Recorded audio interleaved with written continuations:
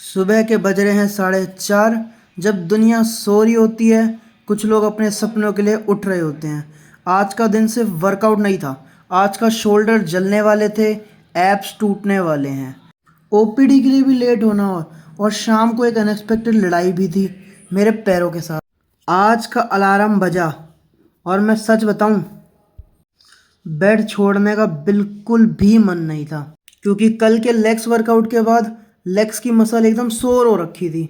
दिन की शुरुआत ब्लेसिंग के बिना अधूरी लगती है ना।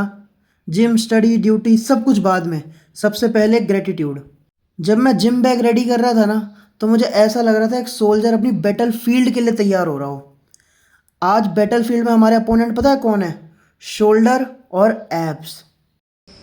हमारे सूर्य दादा भी जाग चुके हैं, तो दिन की शुरुआत करते हैं सूर्य दादा को नमस्कार करके। आज ये सीढ़ियाँ देख के लग रहा है मुझे मेरा रूम ना फर्स्ट फ्लोर पे लेना चाहिए था। Good morning guys. और सर, आज क्या करोगे? शोल्डर और एब्स। तो आज है हमारा शोल्डर और एब्स का दिन। हाँ, कल के बाद मैं थोड़ा थक सा गया हूँ, बट जब सपने बड़े होते हैं तो एक्सक्यूज़ छोटे हो जाते हैं यार। शोल्डर पता है मेरी सबसे फेवरेट एक्सरसाइज में से आता है, क्योंकि जब शोल्डर अच्छे दिखते हैं तो हमारी फिजिक अपने आप अच्छी दिखने लग जाती है।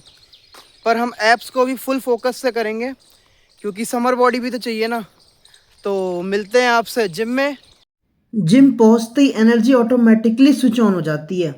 बाहर चाहे नींद आए, जिम के अंदर बस काम दिखाई देता है। वर्कआउट स्टार्ट करने से पहले वार्म अप और स्ट्रेचिंग ज़रूरी है। अगर इंजरी से बचना है तो ईगो को तो साइड रखना पड़ेगा। तो वर्कआउट की शुरुआत करते हैं केबल क्रंचेस से।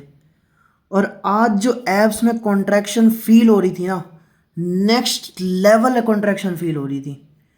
हर रैप के साथ ऐसा लग रहा था जैसे एब्स लिटरली फायर मोड में चल गए हों। केबल क्रंचेस करते समय ना जितना हो सके अपने चेहरे को अपने घुटने की तरफ मोड़ने की कोशिश करोगे, उतना ही अच्छा कॉन्ट्रैक्शन फील होगा। मेरे सर को देखो केबल क्रंचेस करते वक्त, ऐसा नहीं लग रहा जैसे किसी से माफ़ी मांग रहे हो। तो चलो पूछते हैं किससे माफ़ी मांग रहे हैं। हाँ, मांग ली माफ़ी। तो नेक्स्ट वर्कआउट है decline sit-ups. Decline sit-ups slow और कंट्रोल रखो यार। फास्ट रैप से नंबर बढ़ते हैं बस, लेकिन स्लो रैप से मसल बनती है। अगर रियल कॉन्ट्रैक्शन फील करना है ना, तो जब नीचे जाओ तो 1 सेकंड का होल्ड रखो, और जब ऊपर आओ तो अपने फेस को जितना हो सके अपने घुटने की तरफ पुश करो। तो जो कॉन्ट्रैक्शन फील होगी, अगर ये करने के बाद भी कॉन्ट्रैक्शन फील ना हो तो मुझे कमेंट में बताना। रशियन ट्विस्ट में वेट उठाने गया और रियलिटी चेक मिल गया। तो नेक्स्ट वर्कआउट है रशियन ट्विस्ट। थोड़ा ईगो हर्ट हुआ, लेकिन वेट कम किया और फॉर्म मेंटेन रखी। जिम में स्मार्ट रहना इंपॉर्टेंट है, सिर्फ हैवी उठाना नहीं। तो इसी के साथ हमारी एब्स का वर्कआउट होता है ख़त्म। तो अब बारी है मेरे फेवरेट मसल ग्रुप शोल्डर को डिस्ट्रॉय करने की।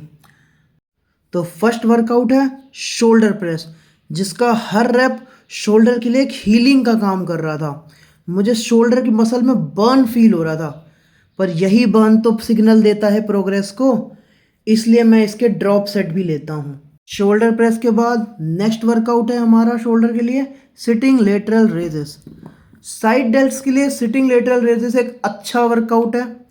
इसमें भले ही वेट लाइट होता है, लेकिन पेन हैवी वेट लेवल जितना आता है। तो इस वर्कआउट में हैवी डंबल उठाने से अच्छा इसके हर रैप को कंट्रोल फॉर्म में करो। लेटरल रेजेस के बाद हमारा नेक्स्ट वर्कआउट है फ्रंट रेजेस। फ्रंट रेजेस में जो शोल्डर की बची हुई एनर्जी थी ना, वो भी निकल गई। हर रैप में ये रॉड और भी भारी होती जा रही थी। पर इसको करने का चीट कोड बताऊं? काउंट तभी करना जब आप फेलियर पे पहुंच जाओ, और उसके बाद जो 4-5 रैप मारोगे वो होते हैं हमारे असली रैप्स।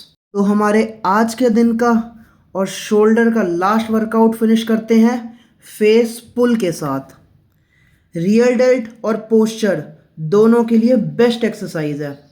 इसको भी करने का तरीका यही है, जितना हो सके कंट्रोल रैप मारो। जल्दबाजी करने पे बस रेप काउंट बढ़ेंगे, मसल पे कॉन्ट्रैक्शन फील नहीं होगा।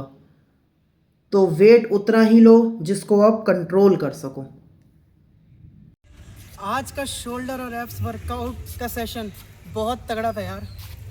एब्स में एकदम प्रॉपर पंप आ गया है और कोर एकदम जलने वाली फील हो रही है।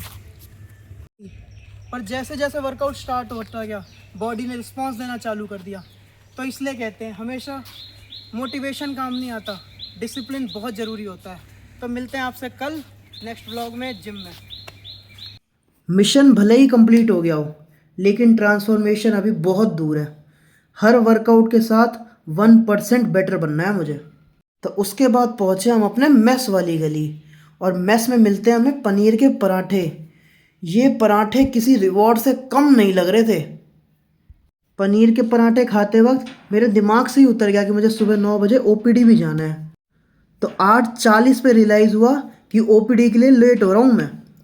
फिर वहाँ से शुरू होता है मेरा स्पीड रन।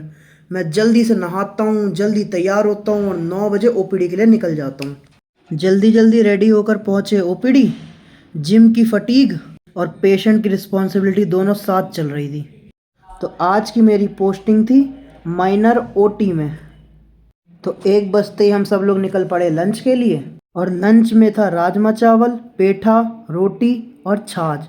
सिंपल फूड लेकिन पूरे दिन की एनर्जी इसी से मिलती है। शाम को रूम की तरफ जा रहा था और फिर मिली मुझे मेरी सबसे बड़ी एनिमी सीढ़ियाँ। कल के नेक्स्ट डे के बाद ये सीढ़ियाँ मेरे पैरों के साथ पर्सनल दुश्मनी निकाल रही हैं। हर स्टेप पे ऐसा लग रहा था जैसे लेग्स बोल रही हो भाई बस कर दे यार। रूम पर पहुंचते ही रेस्ट नहीं, एडिटिंग शुरू की और शुरू किया अंडे बॉईल करना। कंटेंट क्रिएट करना सिर्फ कैमरे के सामने बोलना नहीं होता, असली काम कैमरा बंद होने के बाद शुरू होता है। अभी एडिटिंग चल ही रही थी कि मौसम ने पूरा मूड चेंज कर दिया। थोड़ी देर पहले तक तो धूप थी और अब आसमान में काले बादल। तो कुछ मोमेंट्स प्लान नहीं होते, बस जी लेने चाहिए। और आज का मौसम भी कुछ ऐसा ही था। एडिटिंग बाद में भी हो जाएगी, इतना मस्त मौसम रोज़ थोड़ी आता है। तो चलो थोड़ा राइड पे चलते हैं। तो हम भी बाइक लेके निकल पड़े। ठंडी हवा, बारिश की बूंदें और खाली सड़कें। कभी कभी लाइफ की सबसे बड़ी थेरेपी एक्सपेंसिव चीज़ों में नहीं, एक छोटी सी राइड में मिल जाती है।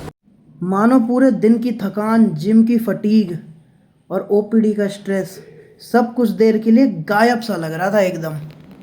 3 लोगों के ग्रुप की एक और पहचान, ऐसा मौसम देख के बाहर जाके खाने का ज़रूर मन करता है। दिन भर की थकान के बाद दोस्तों के साथ बैठ के खाना खाने का अलग ही सुकून होता है, क्योंकि खाना सिर्फ पेट भरता है और अच्छी कंपनी मूड भी फ्रेश कर देती है। मानते हो ना? खाना खाने के बाद कुछ मीठा खाने की क्रेविंग आ ही जाती है। जब क्रेविंग आ गई तो उसका इलाज भी ज़रूरी था। हर दिन कुछ बड़ा अचीव करना ज़रूरी नहीं होता, कभी कभार अपने पूरे दिन को जी लेना ही काफ़ी होता है। तो मिलते हैं आपसे कल एक नए व्लॉग के साथ। तो तब तक के लिए गुड नाइट। Day 22 completed.